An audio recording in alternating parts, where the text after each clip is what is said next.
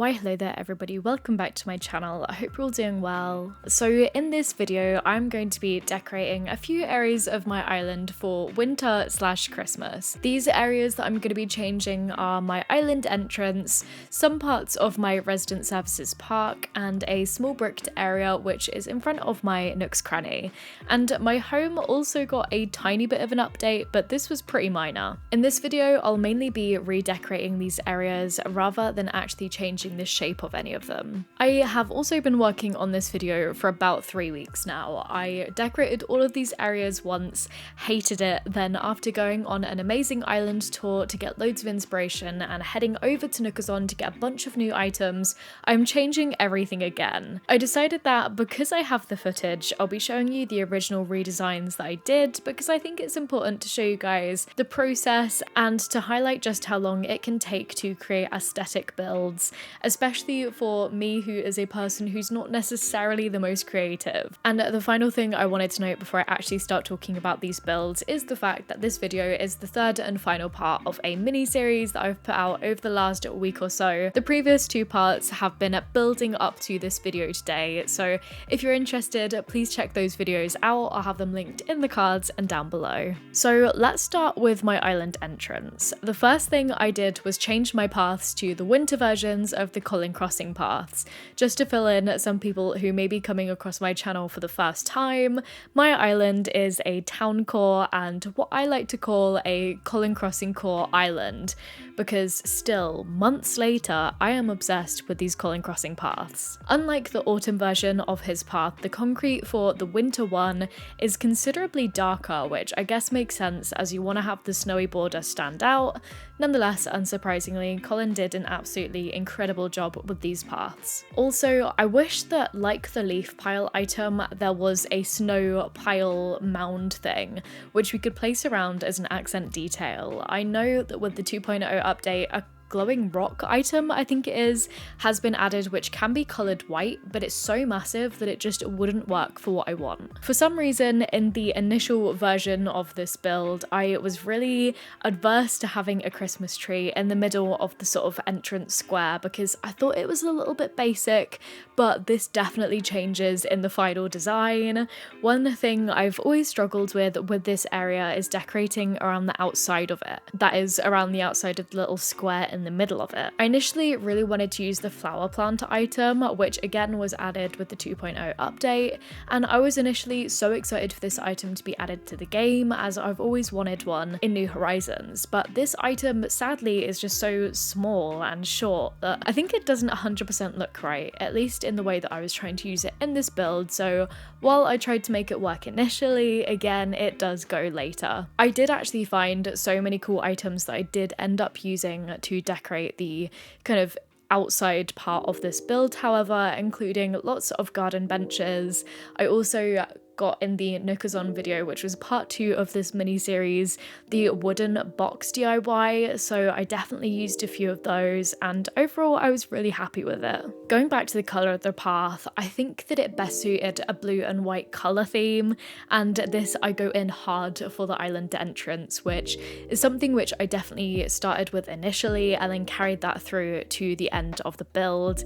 I was obsessed with using the illuminated tree and presents. I think it looks so cool at night and I wish that I got a clip to show you guys of that, but maybe I'll have to put that on my Instagram or something. The island entrance is definitely the main place that I use this blue and white colour theme, however, for the other areas of my island I definitely divert back to my comfort zone of much warmer wood tones and sort of reds and colours like that. So now that we've gone over what I did to my island entrance, let's move on to the sort of cafe brick area.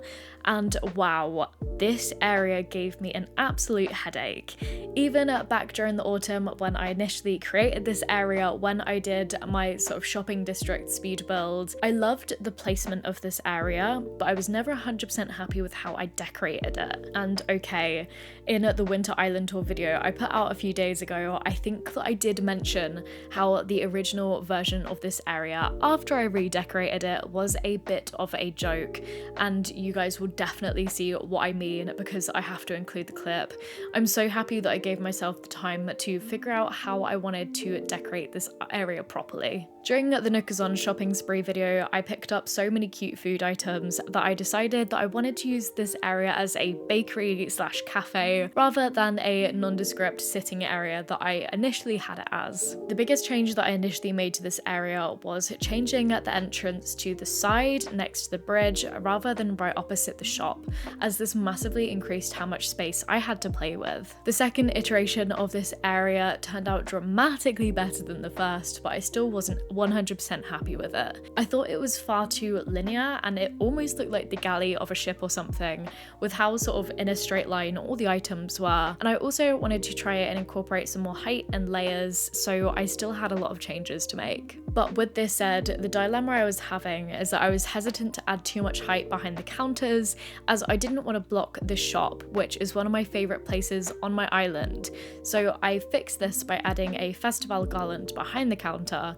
It added a little bit of height while not being too bulky. This also let me stagger the counters a tiny bit, as the festival garland is like half a tile wide. So it helped to get rid of the feeling that the cafe was on a boat or something, because all the items were no longer arranged in a completely straight line. I also initially wanted to try to incorporate the covered counter in this build, but like I said, the item was too tall for what I wanted, so it would have obscured the view of the shop behind it, so I decided to scrap that. I think the biggest change that I made with the third and final version of the redecoration of this area was the fact that I changed the path underneath it. Colin crossing, my lord and saviour, came to the rescue with this snowy tile custom design. I love how much softer it looks than the in-game brick path, which I initially just had underneath all the items, which I think clashed just a tiny bit too much with everything before. One thing that I would change about this area if I were to go back and do it again is that I would have tried to get the covered mini round tables and the ranch chairs from Nookazon. While I was doing my Nookazon shopping spree, I did try and find them, but I had a lot of trouble. There just weren't that many listings going out, and so I was really struggling, but maybe I'll replace those in the future. The main area of the Resident Services Park didn't change all that much. I'm so in love with this central area directly in front of the building with the well and the motherly statue that I didn't want to change it all that much, although I do add in some festive candles and stuff like that just to make it a little bit more Christmassy. The main changes that I did make to the Resident Services Park were the wee stall areas in the right hand corner. More or less the only section which survived from the original redesign was the tiny area with the presents and the Toy Day sleigh. I was super determined to use this item in one of my Christmas designs this year. The corner next to it wasn't so lucky. I initially thought it would be super cute to make a little clothing store area, but this just looked terrible. All the items looked super out of place and it was just very clunky. So again, I reverted back to my comfort zone and I decided to make a food store which particularly sold baked goods, and I was so happy with how this area turned out in the end. I used the same stall that I had there before, then crafted some baked goods like the bread basket and a pound cake I think. I am super keen to make a bigger area like this on my island at some point. And finally, my house got very little love, to be honest. The biggest change I made was to changing the exterior from the very neutral brown wood which I had before to the red wood, which I'm super happy with because I love how much it stands out against the snow. I also then just plopped an ornament wreath on the door and a sleigh along the path to my house. I also minutely changed my house interior, but I did this a few weeks ago when I was on a sick day from work, so I was mainly just playing in handheld on my sofa, so I don't have any footage for it. Also, as I don't have the Happy Home Paradise DLC, I don't have the cool, new tools to make my house interior super cool, but to be honest, this is also the area in the game which I'm probably least interested in. So that's everything I have for you guys today. Sorry for this video coming out so close to Christmas, but I hope this could still give you some inspiration for your own islands. With that, I hope that to everyone who celebrates it, you have an amazing Christmas. If you have any comments or suggestions, please feel free to leave them down below. I'd love to hear from you. I hope you guys are having a great day and I'll see you again soon.